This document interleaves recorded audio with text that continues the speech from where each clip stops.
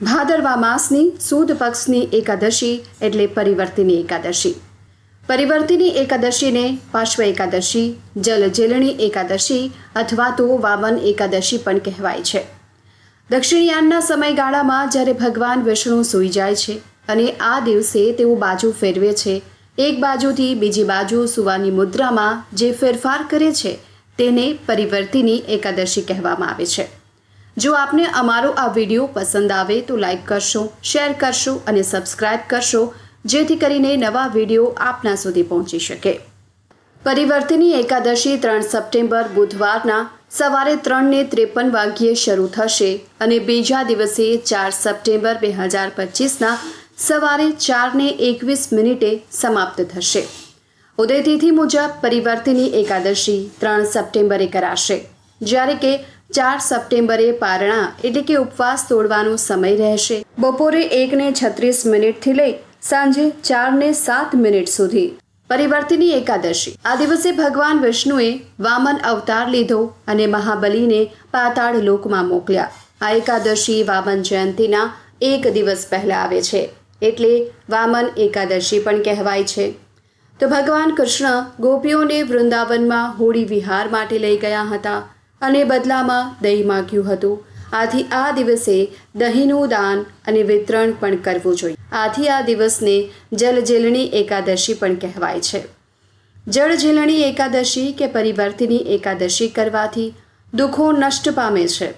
પરિવર્તિની એકાદશીના દિવસે ભગવાન વિષ્ણુની પૂજા કરવાથી મોક્ષની પ્રાપ્તિ થાય છે. શ્રી હરિની કૃપાથી દાંપત્ય જીવનમાં સર્વ સુખ સમૃદ્ધિ આવે છે. ભગવાન વિષ્ણુને પ્રસન્ન કરવા માટે એકાદશીનું વ્રત ખૂબ મહત્વપૂર્ણ છે. આ દિવસે શ્રી હરિની પૂજાની સાથોસાથ દાનનું પણ વિશેષ મહત્વ છે. શ્રી હરિના 5મા અવતાર વામન દેવની પૂજા કરવામાં આવે છે. ભગવાન વિષ્ણુએ તેમને રાજા બલિના અત્યાચારોથી મુક્ત કરવા માટે વામન તરીકે અવતાર લીધો. પરિવર્તિની એકાદશી પર કેટલાક ઉપાય કરવાથી માતા લક્ષ્મીની પણ કૃપા પ્રાપ્ત કરી શકાય છે. આ દિવસે બ્રહ્મ મુહૂર્તમાં ઉઠી સ્નાન આદિથી નિવૃત્ત થઈ સ્વચ્છિત કપડાં ધારણ કરી એકાદશીના વ્રતનો સંકલ્પ લેવો.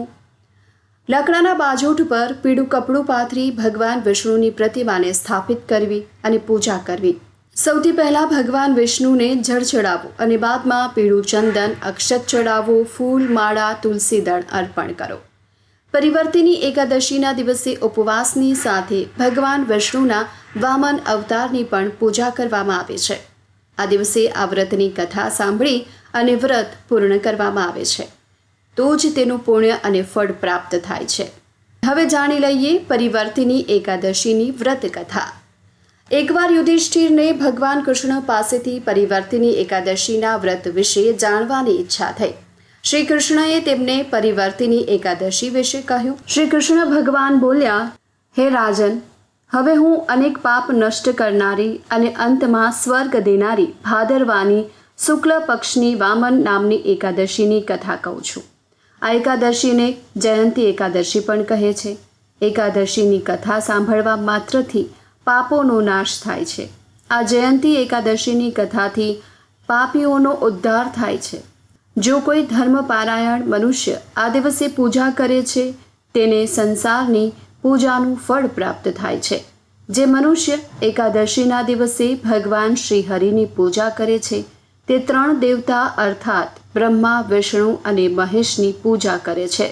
જે મનુષ્ય આ એકાદશીનું વ્રત કરે છે તેમણે આ સંસારમાં કશું પણ કરવાનું શેષ નથી રહેતું.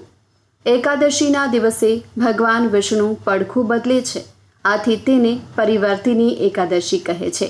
યુધિષ્ઠિર બોલ્યા, હે ભગવાન, તમારા વચન સાંભળી મને સંદેહ થાય કે તમે કેવી રીતે સૂવો છો તથા પાસા બદલો છો.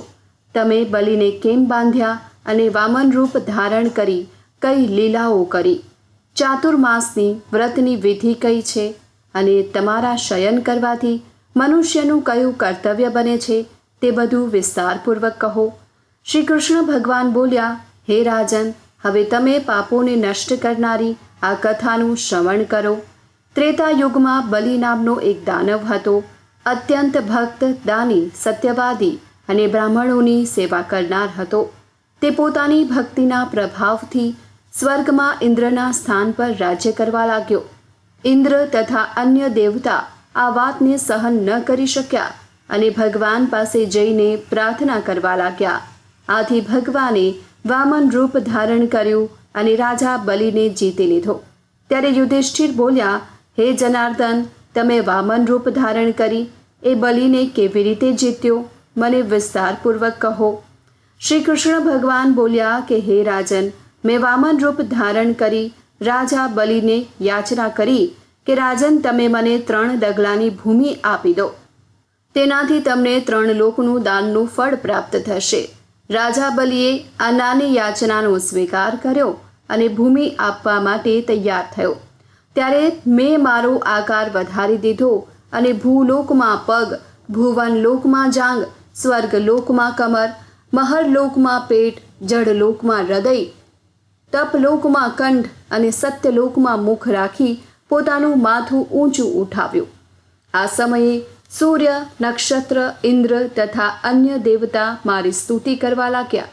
એ સમયે મેં રાજા બલિને પકડ્યો ને પૂછ્યું, હે રાજન, હવે હું 3જો પગ ક્યાં મૂકું?